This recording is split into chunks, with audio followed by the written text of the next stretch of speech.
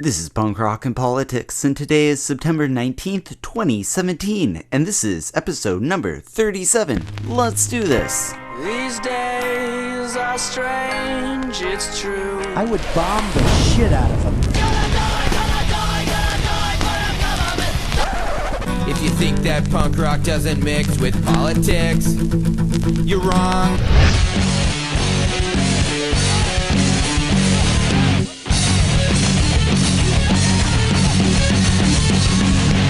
Welcome to Punk Rock and Politics. Today we'll be talking to Gregory II about finding inspiration through art, the current state of race relations in the United States, and how we can keep the political power in the hands of the people. Then on Open Mic's last call, we'll talk about Hillary's blame tour, I mean book tour, and what she's saying about Bernie Sanders. All that and more on the political mosh pit, but first, let's get to the news of the week. Here's what's making news. And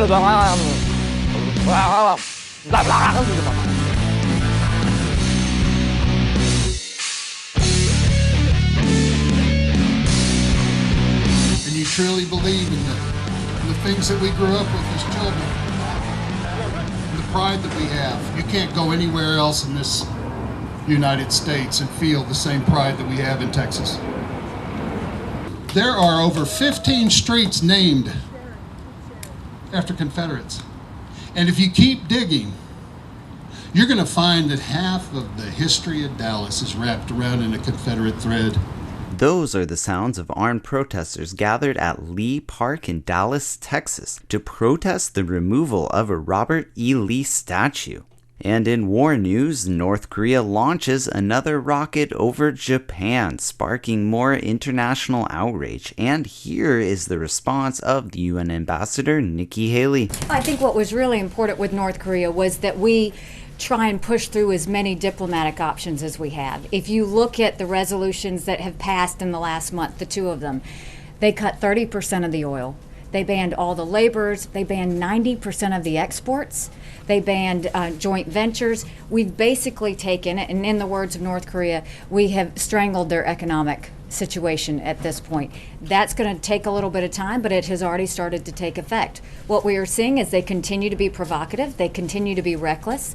And at that point, there's not a whole lot the Security Council is going to be able to do from here when you've cut 90% of the trade and 30% of the oil. So having said that, I have no problem kicking it to General Mattis because I think he has plenty of options. General? Okay, you've asked some questions. Okay. I totally agree with you. But as we fight the fight for the Dreamers, which is our... Do you want to listen or do you just want to shout? Yeah, I got it. Those are some sounds from pro-immigration protesters interrupting the corporate Democrat Nancy Pelosi as she was about to hold a news conference about the Democratic Party's immigration deal that they are currently working with Trump. And on this day in rock history, September 19th, 1981, Simon and Garfunkel played for a reunion show for over 400,000 people at New York's Central Park. And that's the news of the week!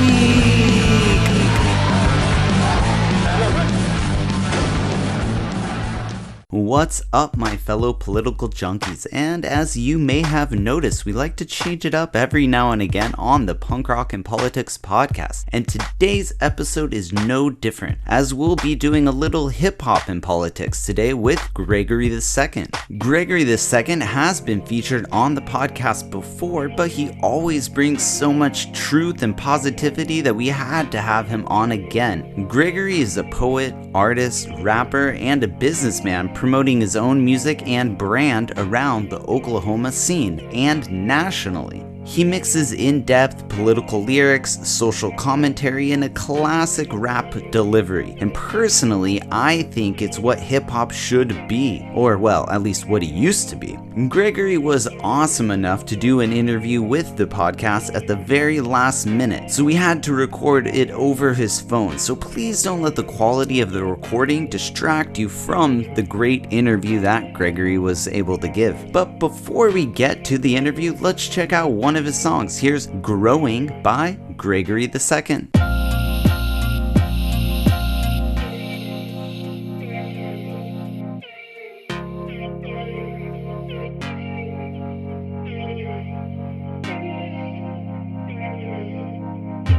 Lost you, but I found me.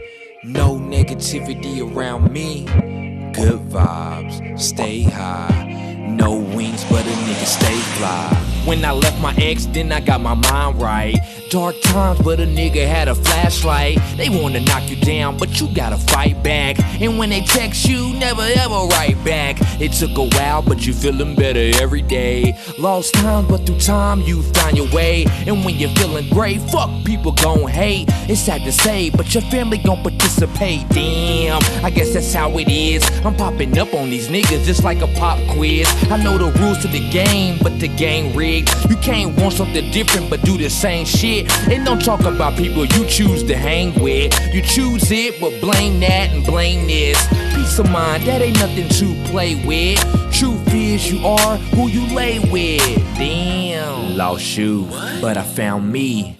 No negativity around me. Good vibes, stay high. No wings, but a nigga stay fly. Lost you, but I found me. No negativity around me. Good vibes, stay high. No wings, but a nigga stay fly. My body's on earth, but my mind is in space. Meditate, regulate, never hesitate. Slipped up and they tried to send me upstate. They want me to fall, but they will forever wait. I'm here now, I ain't going nowhere. Reclaim my power, I ain't cutting my hair. I'm awake now from this nightmare. No more bullshit, fresh air. Lost you, but I found me. No negativity around me. Good vibes, stay high. No wings, but a nigga stay fly. Lost you, but I found me. No negativity around me. Good vibes, stay high. No wings, but a nigga stay fly. Every lesson was a blessing, I ain't even mad. Smoking good kush, I don't even wanna pass. My girl's so high, all she wanna do is laugh. I'm so damn horny, all I wanna do is smash. Good vibes, I just wanna be with her tonight. Good times, hell yeah, this is dynamite. She like what I do and always do what I like. Lights on, getting head, that's a headlight. Now I'm feeling good, rolling back to Lyrewood. Moved away, but a nigga still love the hood. Ain't nothing changed, everybody act the same. No blinkers, but a nigga still switching lanes. And they love it cause I'm doing what I wanna do. And they love it cause I'm moving how I wanna move. And I'm loving who I am, this is all me. Look in the mirror, now I can see a G. Now I can see a G, I see you. Now I can see a G. Now I can see a G. One more time. Now I can see a G. Lost you, but I found me. No negativity around me. Good vibes, stay high. No wings, but a nigga stay fly. Alright, and that was Growing by Gregory II. And I have Gregory on here on the Punk Rock and Politics podcast for the second time. And what's up, Gregory? Thanks for coming back, man. Hey, thanks for having me. How you doing? Good. I'm doing good, man. I was looking back at the old podcast back when you were on last time. It was back in January. It was actually like 3 days before Trump took office, which I thought was funny.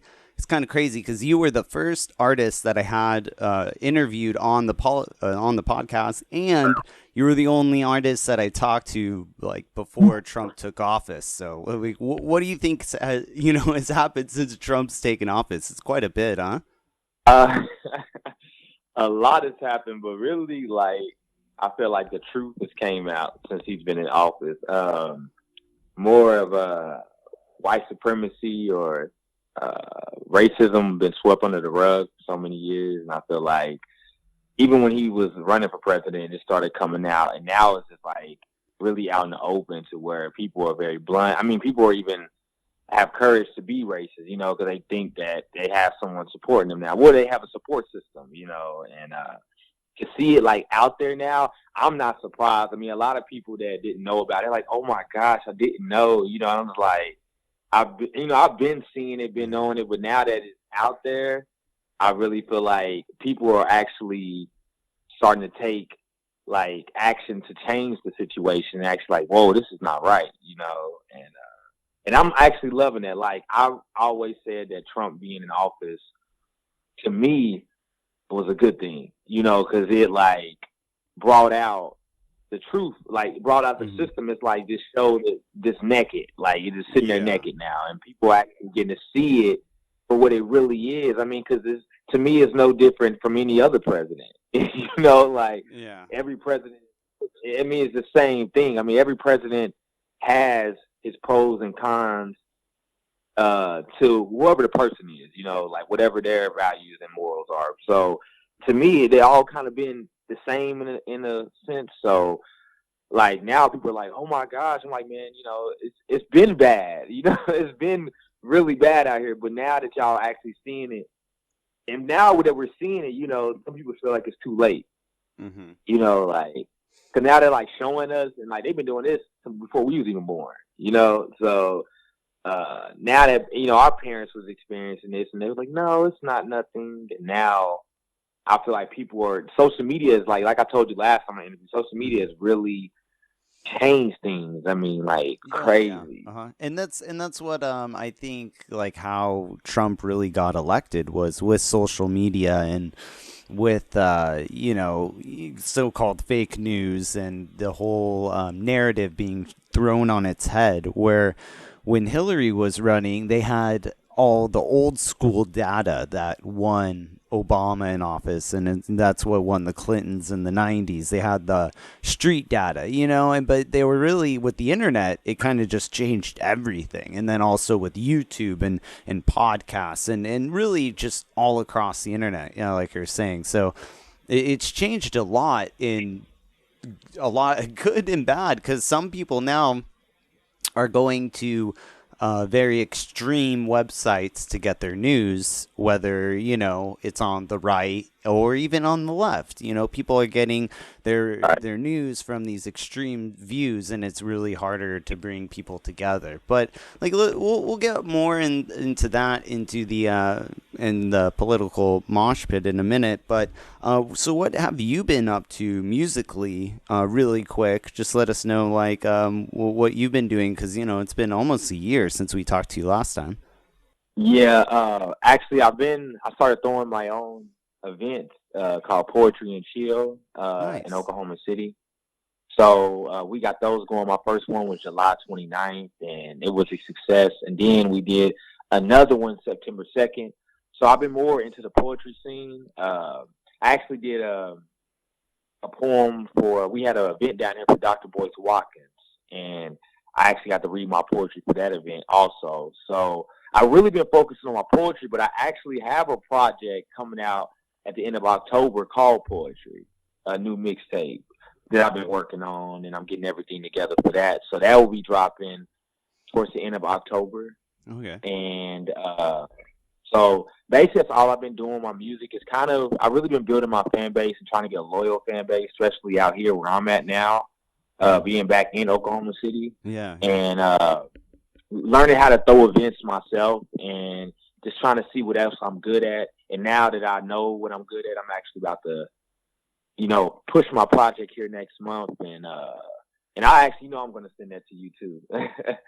My new project. Yeah. So I'm going to give you a sneak peek before I drop it. I'm going to give you a little sneak peek of it. Yeah, do that. And, you know, that's really important, not only to take a break, I think, you know, as an artist, you know, me personally as an artist, I totally understand. It's always really good to take a break and focus on another aspect of your art. And then, you know, also poetry and hip hop and music, it's all intertwined. You know, it's so relevant to each other. So you're really not really taking a break. You're more kind of like exercising a different muscle. Artistic exactly muscle, you what know? I'm doing.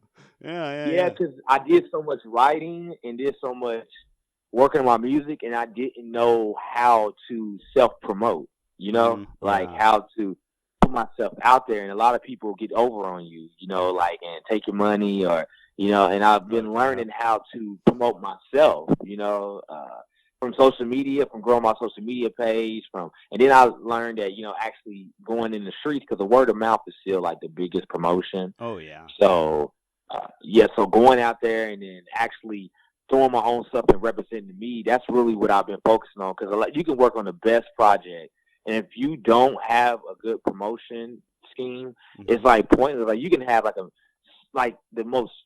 project is not even good. And if you have a good promotion idea, then it's gonna work. So I've been I put so much energy on my music and on my craft, and I wasn't putting it on the business side.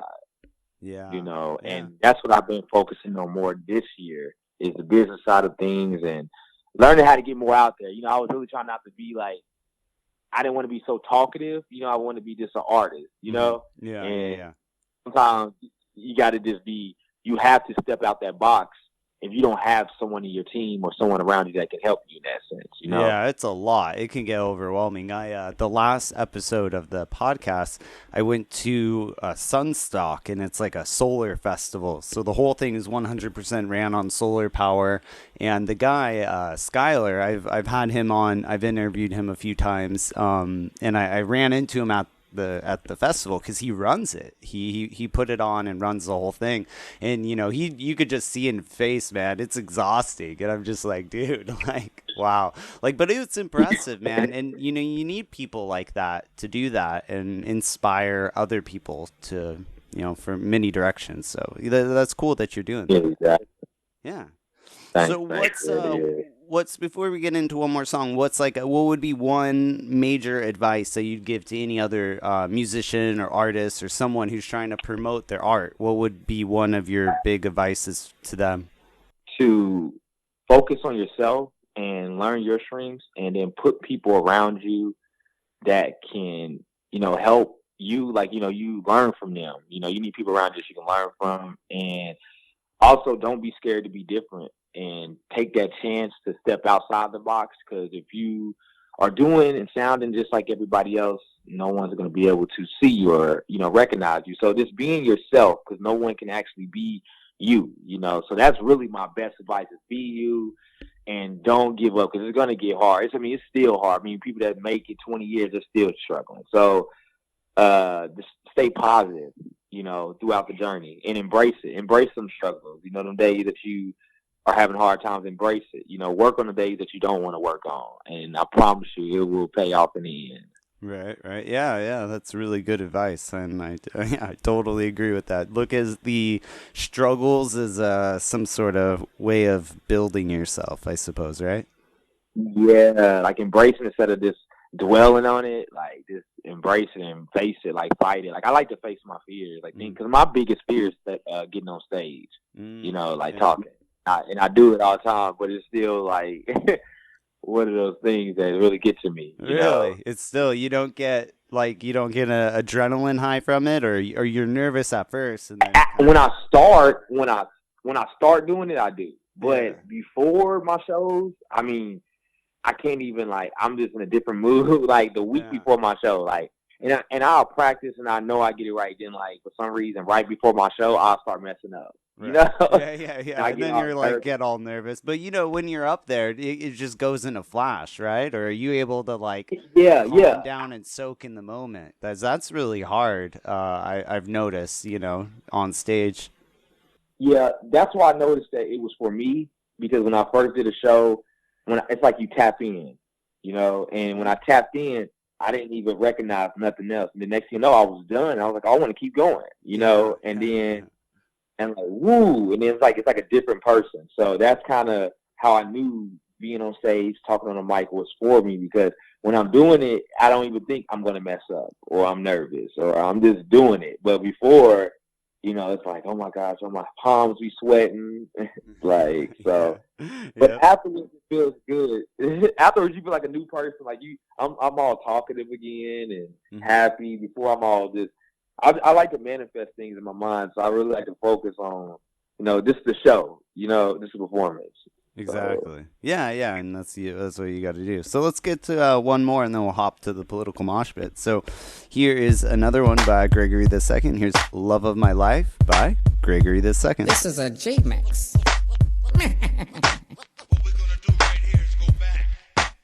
It's funny how the past always try to come back. Never go back, been there, done that.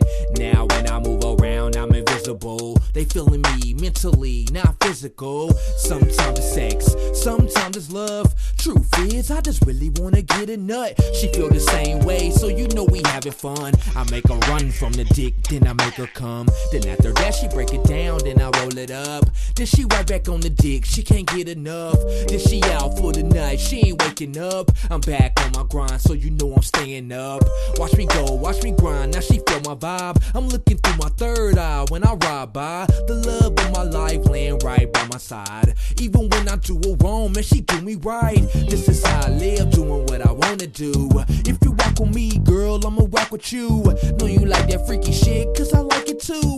You ain't never gotta worry, you will never lose. Know you overwhelmed and a little scared. Calm you down with good dick, let me pull your hair. Know they made you smile, know I got you now.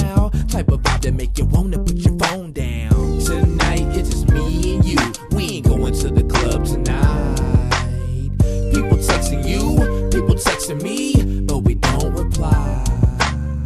Tonight it's just me and you. We ain't going to the club tonight.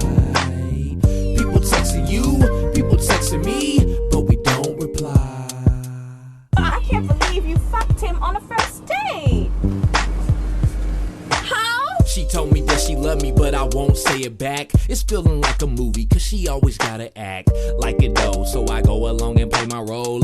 When she grab my dick, she can never let it go. Even when I leave, she can't get me off her mind. Now she in my world, living where there's no time. Blunt rolled up, and she got a glass of wine. Sit back and relax and just unwind. She said she wanted deep, so I read her poetry. Got her panties wet, baby girl, you know it's me. L-I-L-G-R-E, don't forget the G. They stare at me cause they ain't never seen this type of breed. Watch me go, I'm plotting every single move. Erykah Badu got me in the good mood. Watch me go, I'm plotting every single move. Erykah Badu got a brother in his groove. Tonight it's just me and you. We ain't going to the club tonight. People texting you, people texting me, but we don't reply. Tonight it's just me and you. We ain't going to the club tonight. People texting you, people texting me, but we don't reply. It was like his dick just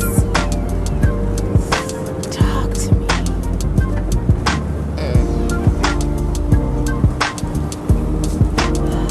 What'd it say? Just Nina.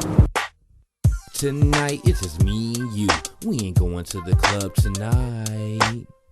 People texting you, people texting me, but we don't reply. Tonight it's just me and you.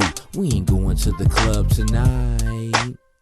People texting you, people texting me, but we don't reply. This is a G mix.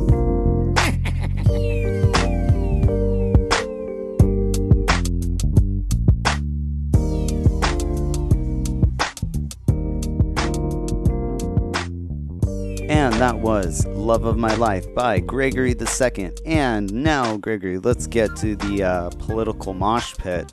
So, man, like we were saying last time we talked was in January, and things are just being in people's face now with everything.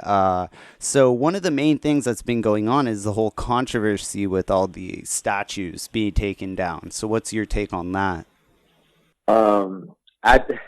That really shows that we do live in a racist society, because, I mean, for stuff to represent what it really represents, I mean, and then people are like, no, that's our history. Yeah. And it's like, wow, okay, so you're proud, because that's what it came to me. I was talking to a friend. They said they're proud of, what they did. They're proud of having slaves. They're proud of what, how they treated minorities. They were proud of that, make America great again. So when we're taking that last piece of what they have, because like ever since slavery has been abolished. I mean, they've been getting pieces, and they've been trying to hold on to minorities in this country, like put them as second-class citizens.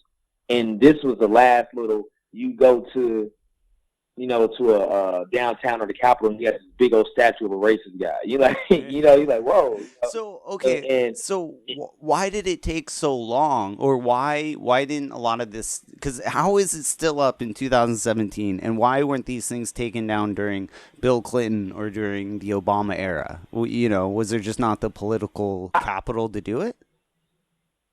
But being honest with you, I think that time where things were hushed. I mean, obviously, like with NWA, like in the early 90s and Public Enemy in the late 80s, things started getting a little bit. But once they infiltrated hip-hop, and got into putting hip-hop into where they wanted the messages to be, like promoting that more, like record labels, like, okay, we're going to push this.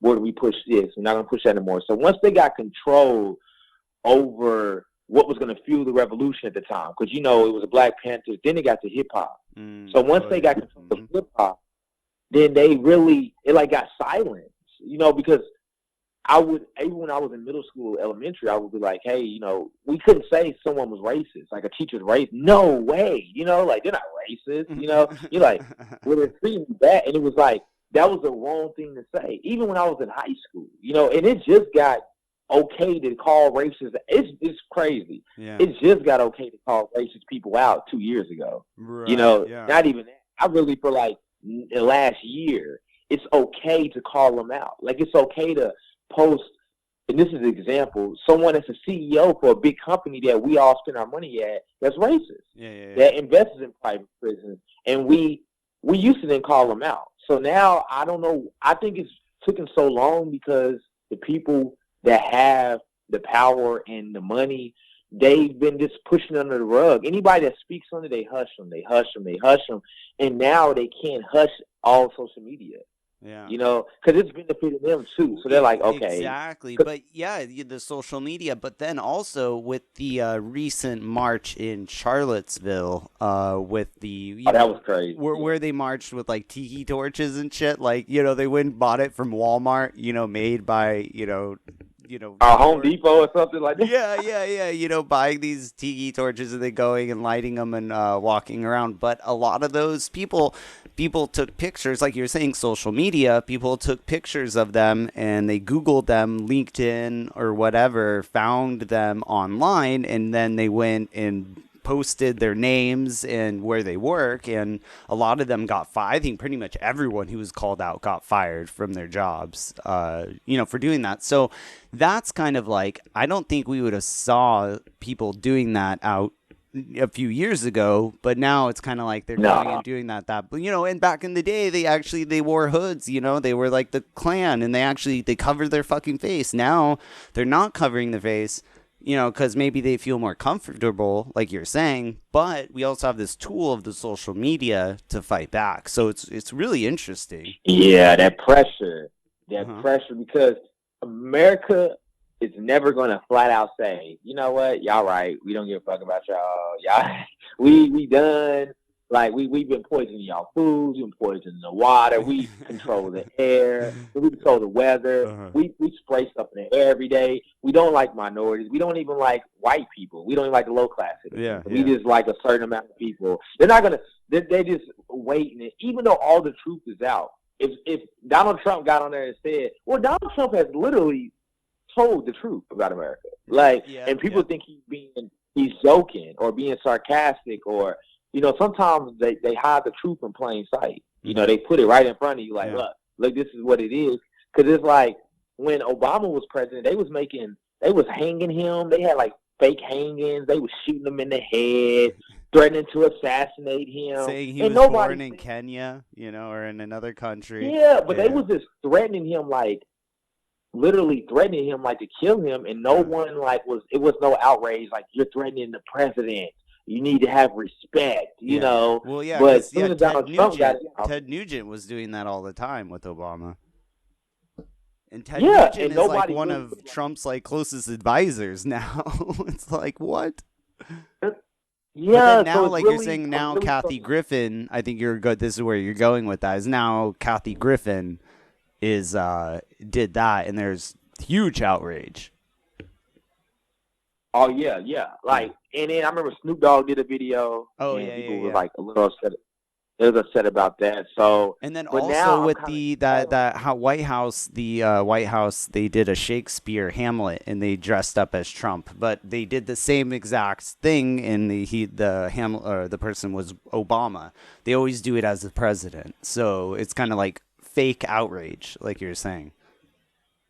yeah, and I'm starting to see it. So now I'm like recognizing what's going on. And me personally, I was talking to my girlfriend about it. I was like, yo, like it's starting to come like where people that didn't know don't have no choice but to know. It's like people really would avoid these conversations. Like, I don't want to know. It's not that. I don't want to talk about this.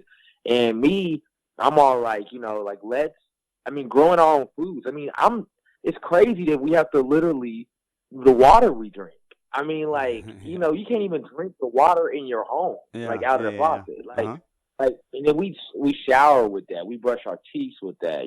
Like, so it's like, dang, that's not safe. Okay, then you go outside, the air is not safe, and then you buy bottles of water, that's not safe. So I'm like, it's a lot of things. It's stuff in our water that's causing diseases. Like, and people don't even recognize it. Like, well, how did I get this? So now I'm like, it's literally. It's crazy because also a lot of this stuff has happened under Obama, or under here in California. Nestle bought out a giant reservoir, and they're pumping water and then selling it in bottled water out here in California during the drought. And that's under a liberal, quote unquote, liberal administration here in California, our state government. So even like you were saying, we have poisoned water, the air's poisoned, and that's under Obama and under Bill Clinton and under quote-unquote liberal policies and liberal leaders. But now we have the Trump administration who's trying to pull back what little progress we've even had, which is just like mind-boggling. Right? Yeah. And it's coming. That's why I'm like, I try not to get mixed up in it so much, because I'm like, every day I learn something new, and I'm like, wow. And I want, and it's like, because it's stuff with the hurricanes, the weather, the racism. I'm just like, and I just think our generation, this time is like the most historical time in human history right now. Because, like, to me personally, I don't know how much you got into it, but it's like reading the history. This is that time where, like, everything is, like, coming out. Like, the truth is, like, they say the truth always comes out. Yeah. And I feel like the truth has been hidden for so many years, like, to where I'm like, well, this would be another show. But, even if it's even 2017, like, what year is it really?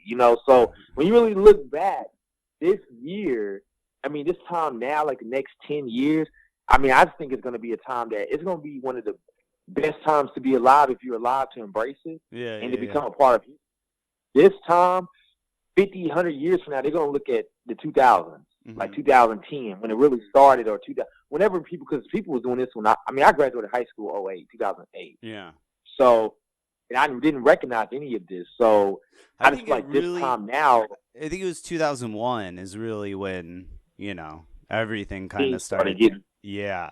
Because to kind of keep riffing off what you're going, I totally agree with you. Right now we're at like a major changing point. And I think 2008 is when things were supposed to collapse and society was supposed to go through that major change. But our government basically did, billions, $700 billion blank check to the banks. They bought out, what was it, GM and Chrysler. They bought them out, saved them. They went in with housing markets, bailed a bunch of people out, did cash for clunkers, paid for a bunch of people to get out of their old cars into their new cars. So the government really kind of saved the economy from a complete collapse in 2008. However, in 2008, that was the largest transfer of wealth from the bottom 90% to the top 10%.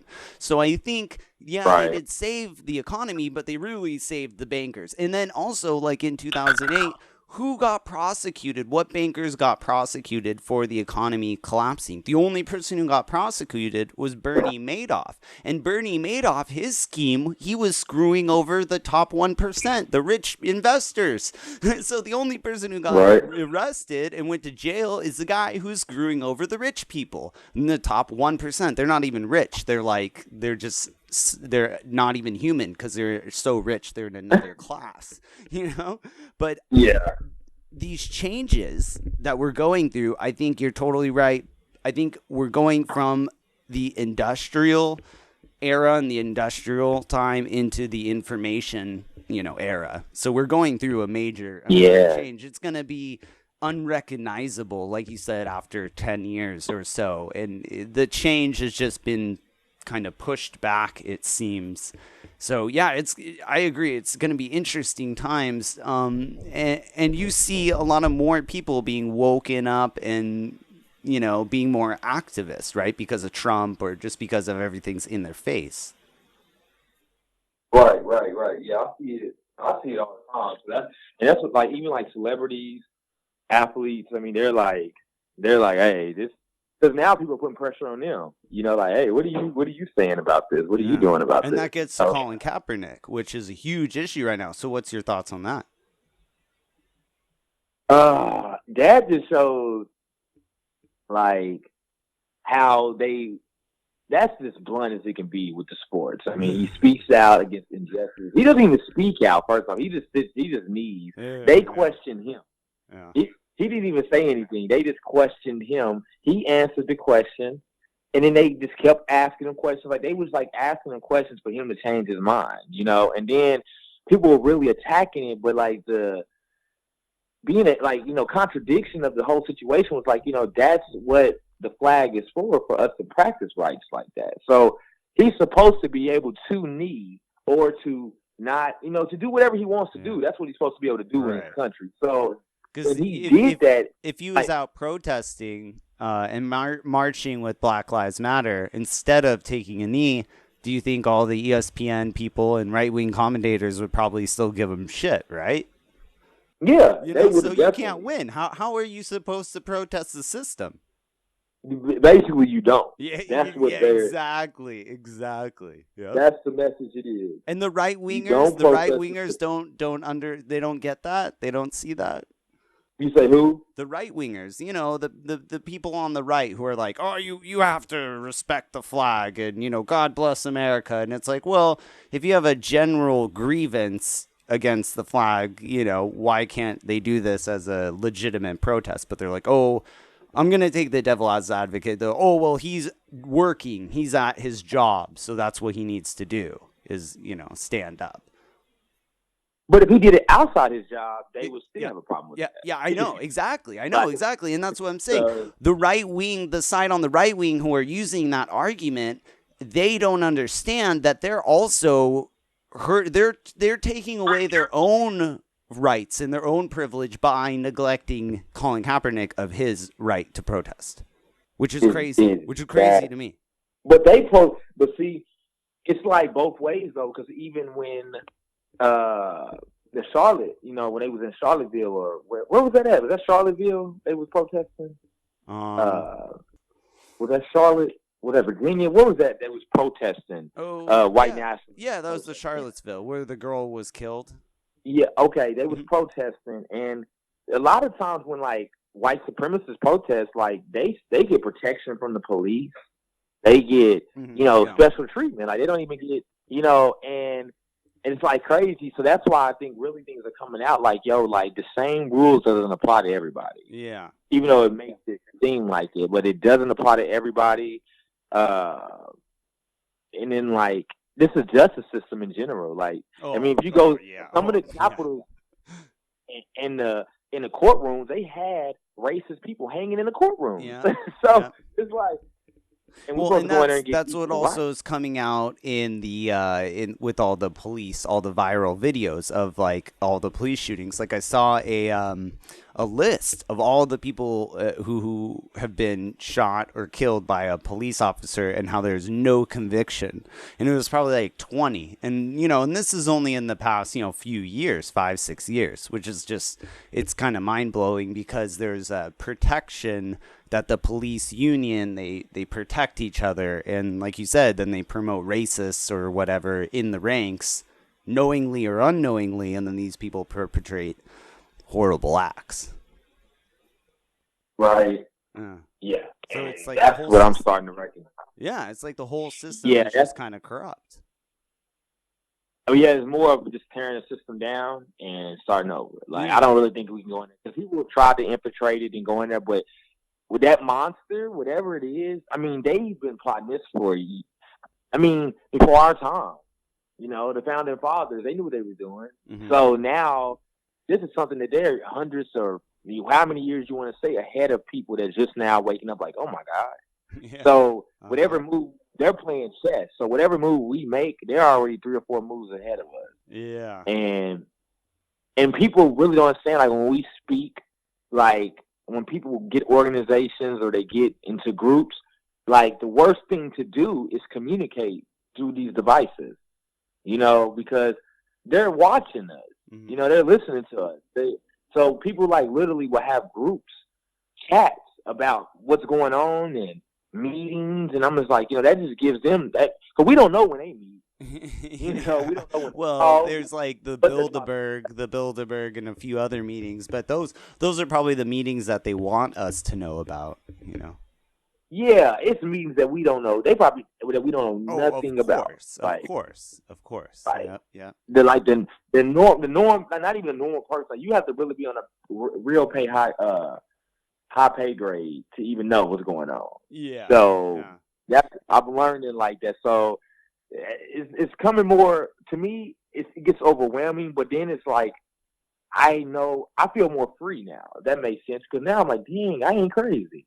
Like I ain't crazy. That's how I felt that's how I felt when the WikiLeaks came out. About Bernie Sanders saying the DNC did screw him over and all that. I was like, oh wow, okay. I'm not crazy, like you said. It wasn't all in my mind. It was totally unfair. But that's kind of the whole system. It's like, wow.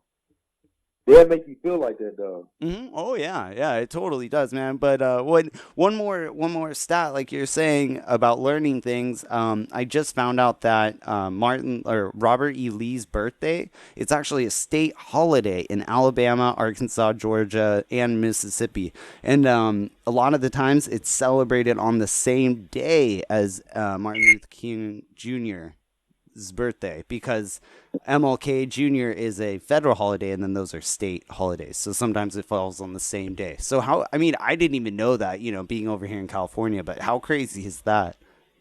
I didn't even know that. Yeah. I'm just learning now. I know, right? Because I was looking at calendars, and it popped up, for what is it in I think January, and yeah, I was just like, wow, it's just crazy. But, and then why is that still celebrated, in our culture? It doesn't make sense. Because they're going out with a fight. Yeah. So their biggest fear, and I'm just like, it's like, I guess it's science or physics, whatever, the biology, like, eventually, you lose your power, and I feel like now no matter how much money they have, because I feel like they gave us power, because, like, social media, the way we communicate with each other, like, now I can communicate with you, you're all the way in California. Yeah, exactly. On Facebook. Yeah. So all I need to go to McDonald's and use their Wi-Fi. Exactly. Like, and I'm on Facebook. So the way that things are going now, I feel like they use it to their advantage, but they're also losing. So it's like, that's why they're like, as soon as something bad happens, some stupid stuff happens. It doesn't matter, and we'll focus on that. Mm-hmm. Like, yeah. Well, that's why they get our attention. they're taking these rights away slowly, you know, like the internet and all these things that, like you were saying, that give us this power.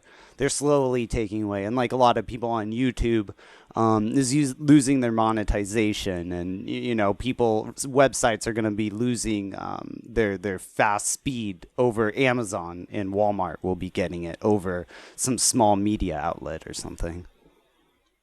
Right. Yeah, so that's how they're really agree. fighting. Yeah, so that's how they're really, you know, they're restricting us now. Because I think you're right. You know, they realize, oh shit, we gave these people too much power.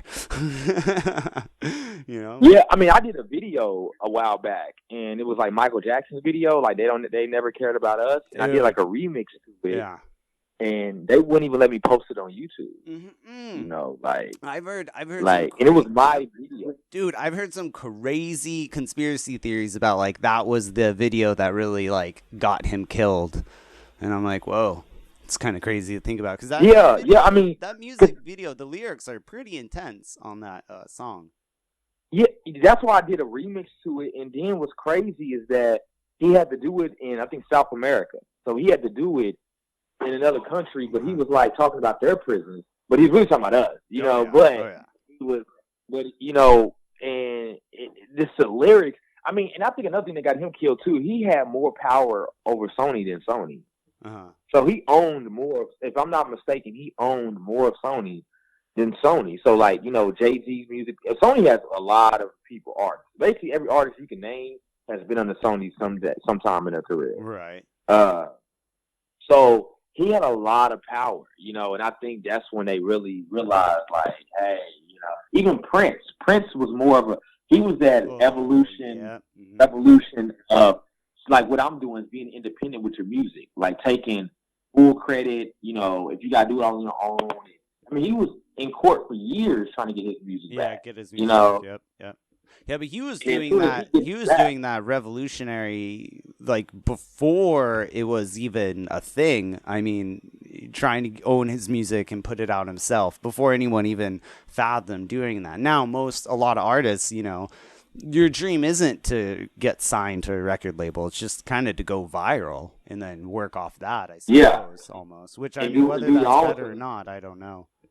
Doing your own stuff is harder, but I mean, like, either someone's going to invest in you, like record companies, they'll give you $500,000, and until you make them $500,000 back, you really don't have no money. Yeah. So unless if you get your fans. So yeah. So it's like it's nowadays we can do everything record companies can do. It's a lot more work, it's a lot more money. So, but you can get sponsors and push your music out there. So it's a lot of stuff going on. That's why I really like what's going on right now with technology, and I just feel like it's gonna be a different day and age, like 20 years from now. I just can't picture the world. I don't even know how the world will be in 20 years. Yeah, I don't think anyone could even picture it, or whatever we do. I think it'll be so different from that. But speaking of like social media and the internet, what's the best way everyone can find you online? They can find me on Instagram at Gregory _II. They can find me at Facebook at Gregory II, and they can find me on Twitter at Gregory _II, but that's GR3 GORY _II. Nice. And all of them is on there. And they can find me on SoundCloud at Gregory II. That's Gregory II, Spotify, Tidal.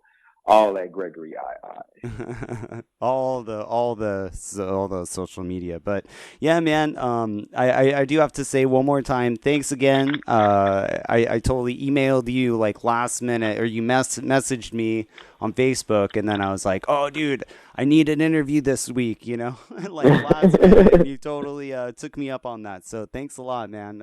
It's always good. Thanks for having me. Yeah, it's always good to have someone else on here. Otherwise, I would have been just doing this, just talking to myself for 30 minutes. When people in the house, they think I'm crazy when I do that. So.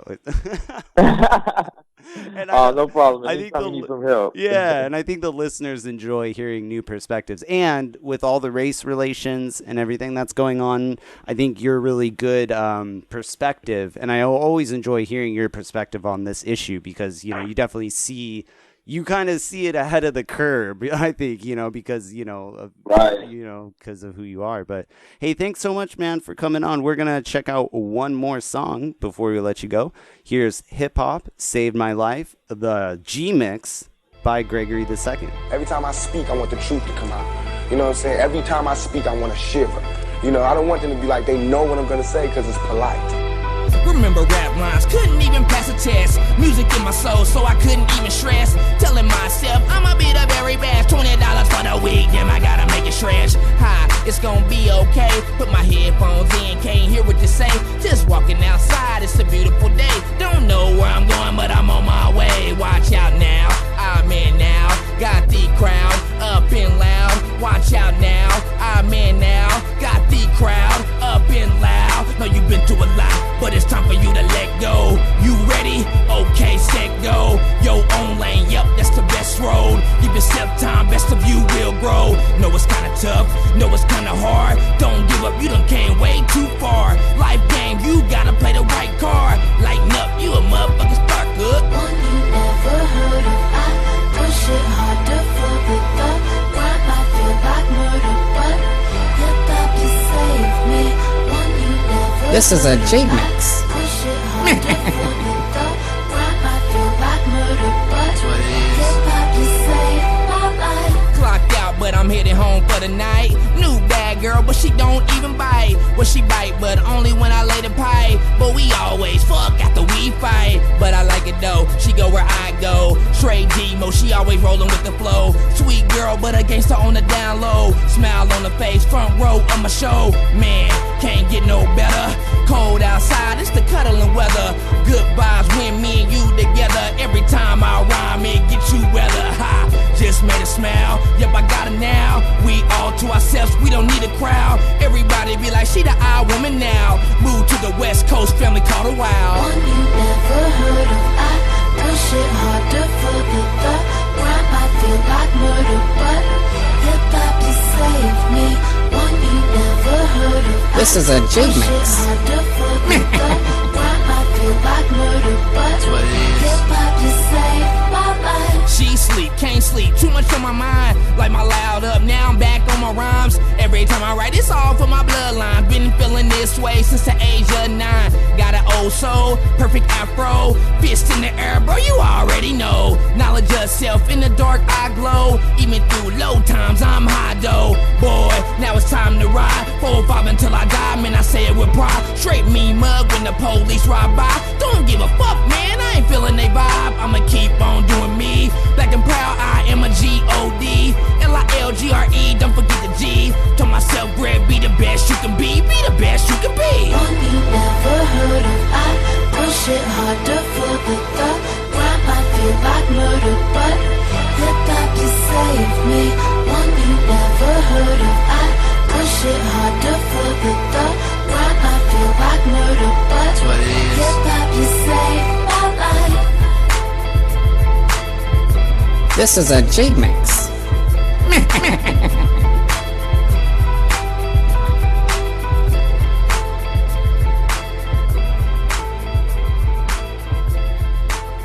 All right. Let's thank Gregory II for coming on at such short notice. Seriously, like I messaged him last minute and was like, yo, you gotta come on. I don't have anyone to interview this week, so thanks so much for coming on in the last minute. I want to give a special thanks again for that. All right, and then, of course, this week, we're going to go and talk about Hillary Clinton's little blame tour, I suppose it's called, for her book, What Happened. She's out there, selling books, trying to make more money, trying to become relevant again, trying to destroy the Democratic Party, trying to help Trump win another election in 2020. I don't know what the hell she's doing out there, and it's crazy to see, actually. There's a huge Hillary Clinton cult following, but I really wanted to talk about this and what was going on last week. But I was at Sunstock, having a blast at Sunstock, actually, so I kind of had to push this back to this week, which was cool though, because I got some extra time to think about it, sit back and, and reflect about Hillary and what she's talking about and, to see what's going on. So, oh man, she's done a bunch of different interviews and everything where she's blamed, Comey from the FBI, she's blamed Bernie Sanders, she's blamed, sexism, she blamed Pepe the Frog, a meme, she's blamed pretty much everything except herself and not campaigning in Washington and Michigan and really not pushing Pennsylvania until probably the last 2 weeks, I think, is when they really made a hardcore push. So I'm going to go into a little interview she did. I think it's for like CBS, like the Sunday show, and I'll just kind of stop it and go in until as much as I can handle it, because these interviews are just ridiculous. So here, let's check it out. Here we go. As I watched Senator Sanders on TV yesterday defending himself from what you have said in your book, and I'm wondering, why did you go there, reopening a barely healed wound in your own party? Frankly, one that's stepped on your own headlines. Oh, I don't agree with that. I wanted to tell what happened, and the primary was part of what happened. I won a landslide victory in the primary. Won not really a landslide victory, but won a victory in a rigged election. I know what it's like to win, and I know what it's like to lose. And when I lost to Barack Obama, I immediately turned around, I endorsed him, I worked for him, I convinced my supporters to vote for him. And that is not true. I'm going to play a clip right here of the night that Barack Obama won the Democratic nomination in 2008. Hillary Clinton did not give up. She kept going for another day, and she brokered Obama to give her a cabinet position in order to get her allegiance. So that's a lie, and here's Hillary Clinton on election night. Really quick, 2008, let's hear it. This much is certain. It was the final night of voting in the Democratic primaries. Senator Barack Obama, now the presumptive nominee, or that is where the certainty ends. Senator Clinton making clear in a speech tonight in New York she is not yet ready to concede the fight. Tonight I can stand here and say that I will be the Democratic nominee for the president. You asked yourself a simple question. Who will be the strongest candidate and the strongest president?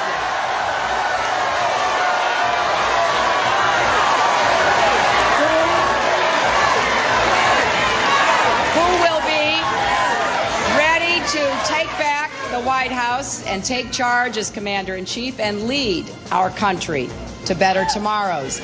I know what it's like to win, and I know what it's like to lose. And when I lost to Barack Obama, I immediately turned around, I endorsed him, I worked for him, I convinced my supporters to vote for him. So she was a bitter loser in 2008, and now she's a bitter loser in 2016. So let's hear what more Hillary has to say and who more people she has to blame. Let's hear. I didn't get the same respect from my primary opponent. And a lot of his supporters continue to harass and really go after my supporters all the time. And that feeds in, I think, to the whole sexism and misogyny part of this campaign.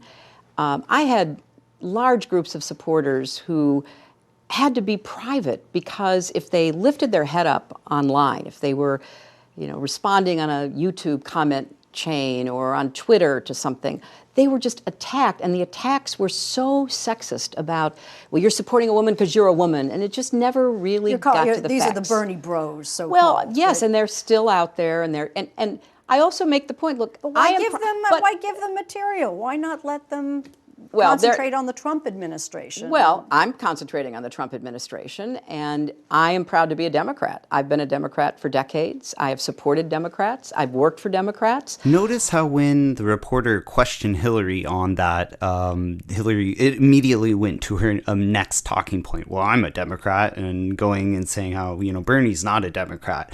And it's interesting because Hillary can't actually justify when they say harass or bother, sexually harass, intimidate. That really means just asking questions or pointing out Hillary's policy. That's being a sexist Bernie bro, is when you want to have a civil discussion or a debate about policies. All of a sudden, you're sexist, you're harassing them, which is just ridiculous. Bernie's not a Democrat.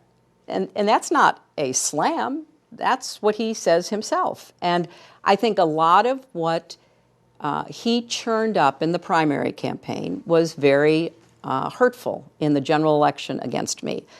And I see him doing the same thing. I see him, with his supporters. He doesn't disown the things they say about, some of my favorite Democrats, people like Kamala Harris, who is out there speaking up and speaking out, and she's being attacked from the left.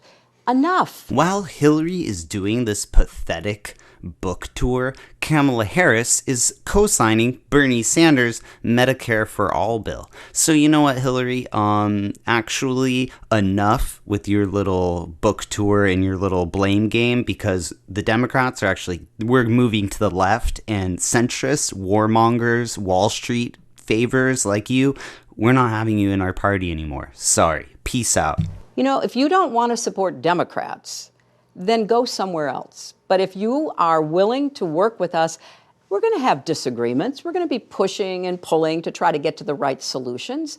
I've been for universal health care coverage my entire adult life. I've worked to achieve it. And we got closer than we ever had with the Affordable Care Act. I was defending it. He wanted to start over. We were at 90% coverage. I thought that was significant. So I'm not going to step back from telling my truth, what I believe happened, and other people can, write their own books and make their own comments. Cool, fair enough. Well, here we go. Here's my comments, Hillary. You know what? If Bernie, quote unquote, isn't a Democrat, well, there's millions of people like myself who don't want to be a Democrat. We want to be like Bernie Sanders. We want the Democratic Party to go back to its roots.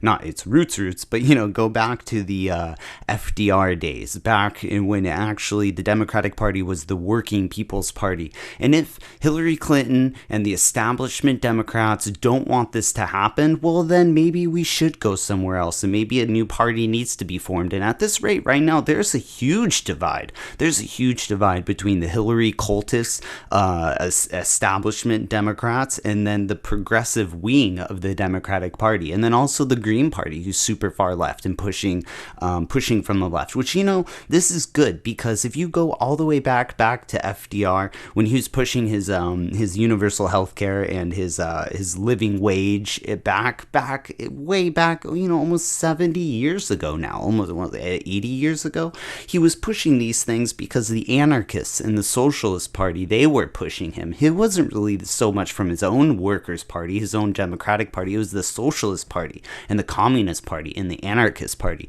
These parties were pushing FDR and saying, we need 100% tax on anyone making over a certain amount of money. And FDR saying, I can't do that, but I can do 90%. I can do this. So he made compromises because he was being pushed from the left. And people like Hillary Clinton and all these centrists, they're saying, no, we need to stop pushing from the left. You need to start bargaining from the middle. And when you start bargaining from the middle, you get things like what Obama did with the Affordable Health Care Act, which is complete crap. Obamacare mandating people to buy into a system that's broken? No, that's garbage. That's garbage. You need to completely get rid of this broken system, fix the broken system, and then you can maybe mandate people to get it, or it's just available to everyone as a right, and you take a small amount of tax out of their paycheck, or you abolish the current system. But forcing people onto the current system that's broken with the Affordable Care Act is wrong. It's wrong because the current system is out to make profit, and you're forcing people to buy something that's not even putting their health in priority. It's putting the profit motive in priority. And I can't believe Democrats even supported the ACA or Obamacare. It's a horrible bill, and it never should have been pushed by the Democrats. And that's what you get when you push from the middle and start negotiating from the middle.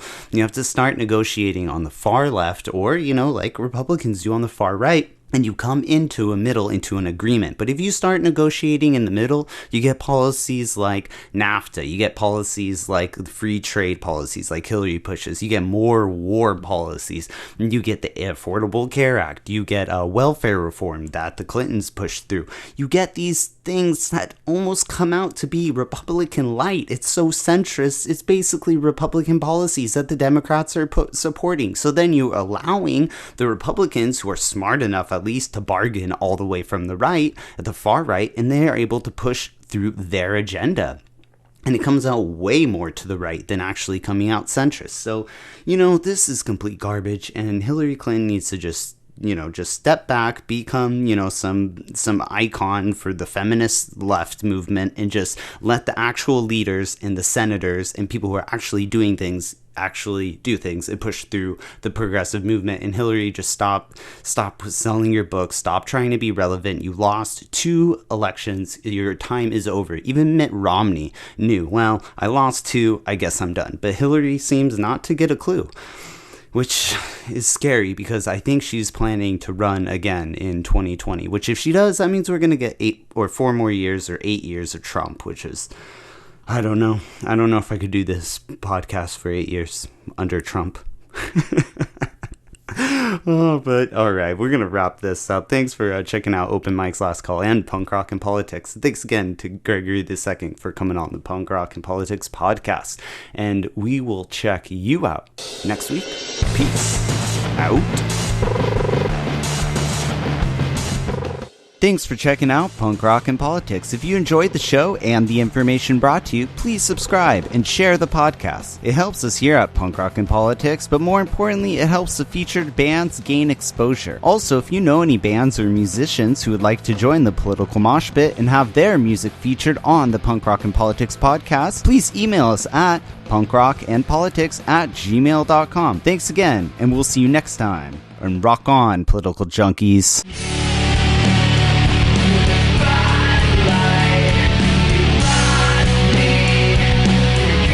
I think all of our society is run by insane people for insane objectives. Doing a better job of talking to each other. The left hand now knows what the right hand is doing. Look at those hands. Are they small hands?